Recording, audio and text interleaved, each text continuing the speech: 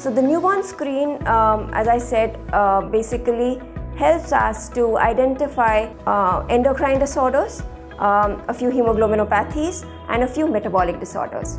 So the endocrine disorders would include congenital hypothyroidism, congenital adrenal hyperplasia.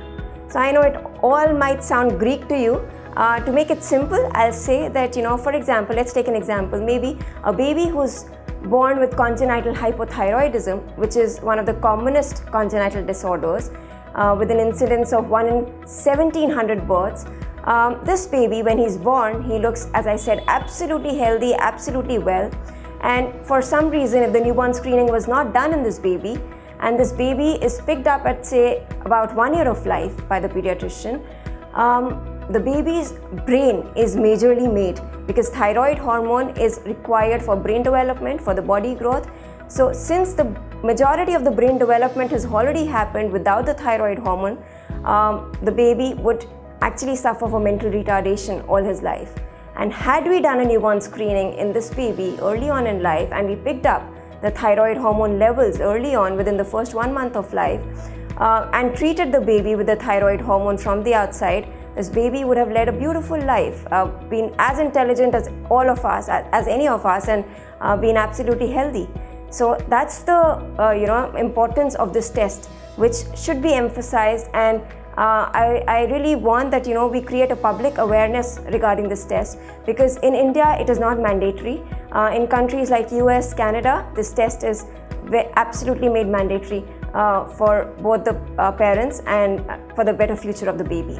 So as I said, congenital adrenal hyperplasia is also an endocrinal disorder wherein there's a lot of salt loss from the body, and that leads to dehydration and weight loss, and can even be fatal and lead to death in the first 7 days of life.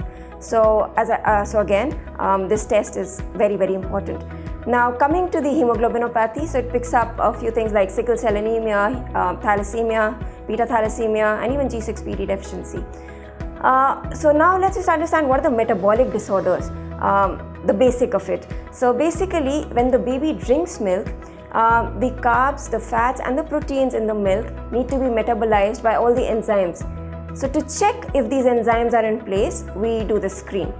So for example, there is this disorder called galactosemia, wherein the milk has lactose, which contains glucose and galactose. So if the enzyme is missing in a baby who's born with galactosemia, the galactose levels will build up in the body to a toxic level and may eventually get deposited in the liver, the brain, the eyes, and can lead to jaundice, can lead to cataracts, can lead to brain damage, as I said, with seizures and neurological complications, with muscle weakness, etc. But if we pick up this disorder early on and we make the baby milk-free, go milk-free, this baby would do absolutely well.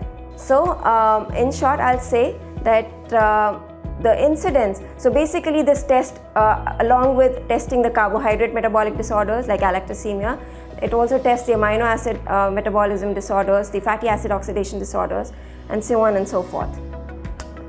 So in short, I'll say, as we say, prevention is better than cure.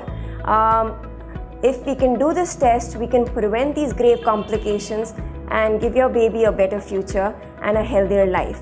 And looking at the incidence, going according to the Indian statistics, it has been seen that there was a study that was done in a state wherein babies from the NICU were picked up from 4 hospitals, and it was seen that the incidence of inborn errors of metabolism was as high as 15%. All over the world, there are about 1 million births, and about thousands of those kids die, and 20 to 30% of these babies are because of inborn errors of metabolism. So let's just be well informed. Let's take a prudent decision, a wise decision, and a test which is as simple and as stress-free as an NBS screen, which just requires about 2 to 3 drops of your baby's blood from a heel prick on a specialized filter paper, and the test reports come within a week's time. And if the screen is positive, which is seen very rarely though, then you need to consult your pediatrician to actually confirm the diagnosis by going ahead with some more tests. And if the screen is negative, which is seen in majority of the cases, then your baby is absolutely healthy. So please go ahead and take this test when your baby is born. Take care.